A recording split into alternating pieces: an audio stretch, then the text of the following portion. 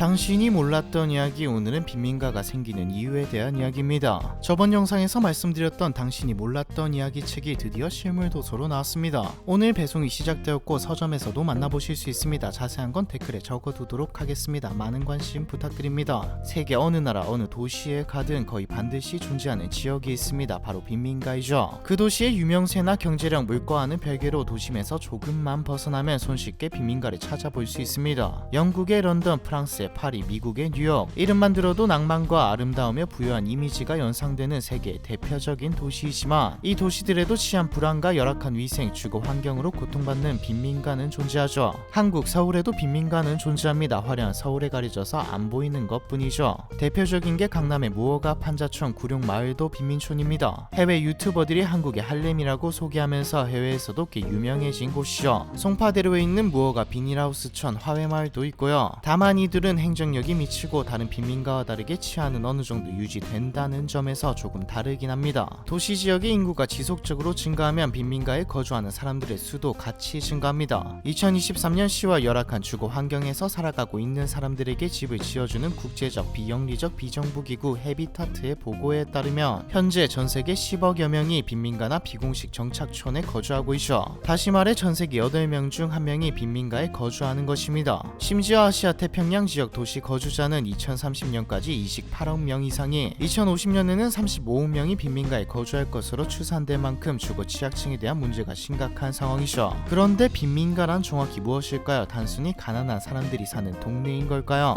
빈민가는 영어로 슬럼이라고 합니다. 슬럼은 잠선잠이라는 뜻을 가진 영단어 슬럼버에서 유래되었는데 빈민가가 마치 뒷골목처럼 잠들어 있는 듯한 장소라고 생각되었기 때문에 붙여진 이름이죠. 슬럼이란 보통 물리적 환경이 열악하고 주로 저소득층으로 구성된 주거지를 말하는데 2002년 나이로비에서 열린 국제연합 전문가 회의에서는 안전한 물과 위생 등 인프라에 대한 접근성이 열악하고 주택의 질이 낮으며 과밀 불안정한 거주 조건 등과 같은 제반의 특징이 어느 정도 조합된 지구라 정의하였죠. 참고로 세계에서 가장 유명하고 가장 규모가 큰 슬럼가는 아프리카 케냐의 수도 나이로비에 위치한 키베라입니다. 나이로비는 동아프리카에서 가장 큰 상업 도시이지만 키베라 거주민들은 화장실도 없고 전기조차 없는 환경에서 살아가고 있죠. 무려 한국의 용인시 인구와 비슷한 100만 명이 말입니다. 그런데 이러한 빈민가는 도대체 왜 생겨나는 걸까요? 심지어 인프라 건설이 어려워 지리적으로 낙후되기 쉬운 산골 마을도 아니고 도심 주변에 말이죠. 빈민가 형성에는 각 나라별로 다양한 원인이 존재합니다. 하지만 한 가지 요인 때문에 빈민가가 형성되는 경우는 없고 대체로 역사적, 경제적, 사회적, 환경적 요인들이 복합적으로 영향을 끼쳐 거대한 빈민가가 탄생하곤 합니다. 일반적으로는 식민주의, 농촌에서 도시로의 이주, 도시화와 미흡한 도시계획, 경제 침체 등의 요소가 빈민가 형성에 큰 영향을 끼치고 있죠. 가장 먼저 식민주의, 인도 뭄바이에 위치한 다라비 슬럼이 식민주의로 만들어진 슬럼의 대표적인 예입니다. 19세기 후반 인구 밀도가 런던의 10배에 달했던 뭄바이에서 전염병이 창궐하게 됩니다. 이때 인도를 식민지배하고 있던 영국 식민지 정부는 무두질 공장을 비롯해 각종 유해한 오염시설과 공장 전염병에 걸린 사람들, 심지어 가난한 원주민까지 모두 뭄바이 북부 변두리에 위치한 다라비로 추방해 버립니다. 이렇게 다라비로 쫓겨난 사람들이 모여 자연스레 슬럼을 형성하게 되었고 영국 식민지 정부는 이후에도 다라비의 인프라를 투자하긴커녕 제대로 된 감독조차 하지 않았죠. 때문에 다라비는 1947년에 인도가 독립한 후에도 위생시설이나 배수시설, 식수, 도로 등과 같은 기본적이고 필수적인 인프라 없이 성장만 거듭하다 현재의 모습이 되었습니다. 이 밖에도 나이지리아의 경제수도 라고스, 남아프리카 공화국 요하네스버그 외곽의 소웨토 역시 식민지 시대의 방치와 분리주의 정책 때문에 만들어진 슬럼이죠. 슬럼이 한번 만들어지면 사라지거나 개선되는 건 힘든 일입니다. 슬럼으로 들어오는 사람들은 모두 저소득층이거나 사회적 약자, 범죄자들이 대부분이고 슬럼에서 태어난 사람들 그리고 들어온 사람들은 특이한 케이스로 성공하지 않는 한 나가기가 쉽지 않죠. 계층을 뛰어넘는 일이니까요. 또 지역 자체가 슬럼이 되어버리면 국가가 나서서 살던 사람들의 이슈와 각종 분쟁을 해결하면서 밀어버리지 않는 한 사라지지도 않고요. 급격한 도시화에 따른 농촌에서 도시로의 이주 역시 빈민가 형성의 원인 원인 중 하나입니다. 이게 우리에게 가장 와닿는 사례가 아닐까 싶네요. 1950년 이후 세계적으로 농업이 전체 경제에 기여하는 비율이 확연히 낮아지면서 급속한 산업 발달에 따라 새롭게 생겨난 일자리가 도시에 집중되기 시작했죠. 이때 많은 농촌 사람들이 더 나은 삶에 대한 꿈을 안고 도시로 이주하기 시작했습니다. 한국도 마찬가지였고요. 예전에 경상도, 전라도 지역 갈등이 왜 생겼냐에 대한 이야기를 할 때 나왔던 내용이죠. 급격한 도시화는 필연적으로 기술 부족과 치열한 경쟁으로 제때 일자리를 찾지 못하는 대다수의 주민들을 심각한 재정난에 빠뜨립니다. 이와 같은 이유로 도시에서 주택을 살 여유가 없는 이 주민들이 자연스레 도시 외곽으로 빠지면서 빈민가를 형성하게 되죠. 이들은 그렇다고 땅값이 저렴한 지방으로 내려갈 수는 없습니다. 도시에 일자리가 몰려있으니 여기서 일자리를 구할 확률이 훨씬 높은 데다 이미 일자리를 구했지만 가난한 사람들 역시 출퇴근이 가능한 거리에서 살아야 하기 때문에 도시 외곽에서 빈민가를 형성하게 되죠. 일자리 문제는 유독 대도시 주변에 거대 슬럼이 생기는 가장 큰 원인입니다. 슬럼 주민들이 도시에서 경제 활동을 하고 있기 때문에 도시를 떠날 수가 없거든요. 실제로 남미에서 가장 큰 슬럼 중 하나인 브라질 리우데자네이루의 호식야는 고층 빌딩이 즐비한 해변가 부촌과 인접해 있는데 이는 부촌의 허드렛 일에 종사하는 사람들이 호식야에서 살고 있기 때문이죠. 참고로 가난한 사람들이 도시로 몰리는 현상은 내일 올라올 영상이 가난한 사람들이 도시에 사는 이유에 좀 더 자세히 설명할 예정입니다. 다시 본론으로 돌아와서 20세기의 급속한 도시화 역시 빈민가 형성에 많은 영향을 끼쳤습니다. 금방 한 말과 똑같은 말 같지만 조금 다르죠. 도시화가 진행됨에 따라 경제가 성장하고 많은 사람들이 도시 지역에서 일가 투자의 기회를 얻게 되지만 동시에 도시에는 빈부 격차를 비롯한 사회 양극화 현상이 뚜렷해집니다. 이는 보통 열악한 도시 계획 때문이죠.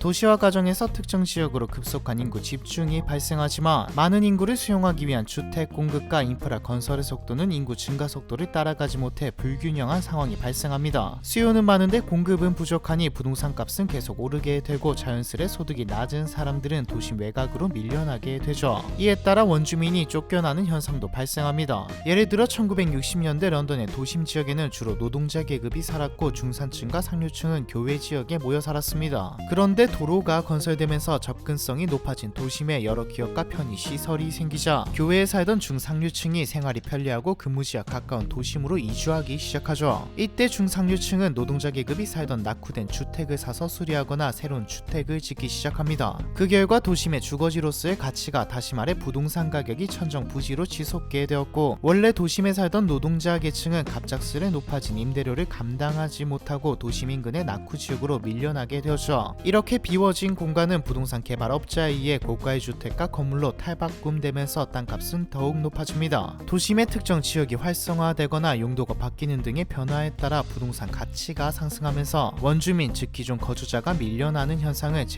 젠트리피케이션이라고 하죠. 어떤 이유로든 도심에서 밀려난 사람들이 향하는 곳은 제대로 도시개발이 이루어지지 않은 곳입니다. 이미 형성되어 있는 빈민가로 가거나 혹은 싼 지역에 몰려들면서 빈민가가 만들어지죠. 빈민가 문제는 사회적으로 해결해야 할 과제입니다. 앞에서 말했듯 국가 차원의 대책 없이는 빈민가 문제는 해결할 수 없거든요. 또한 빈민가의 현실을 대강 알면서도 나와는 관계없는 일이라 생각하실 수 있는데 사실 빈민가에서 발생하는 문제들은 사회 전반에 영향을 끼치고 있습니다. 우리에게는 와닿지 않지만 가장 큰 문제는 위생이죠. 공중보건 관점에서 도시의 빈민가는 질병의 온상이나 다름없습니다. 대부분의 빈민가는 인구 과밀과 위생시설 부족, 열악한 생활 환경으로 인해 일반적인 환경에서는 쉽게 발생하지 않는 질병이 만연하게 퍼져 있습니다. 하지만 빈민가에서는 의료 접근성도 낮고 의료 서비스를 받을 수 있는 돈 자체가 없기 때문에 질병의 예방과 치료가 자력으로는 모두 불가능에 가깝죠. 한국은 건강보험 제도가 잘 되어 있어서 와닿지 않는데 외국의 사례를 보면 심각합니다. 일례로 인구 대다수가 슬럼에 사는 아프리카의 공중보건은 의료인력, 시설, 서비스, 기술 등 모든 면에서 취약한데 특히 주열 전염병 관리는 거의 불가능한 수준이죠.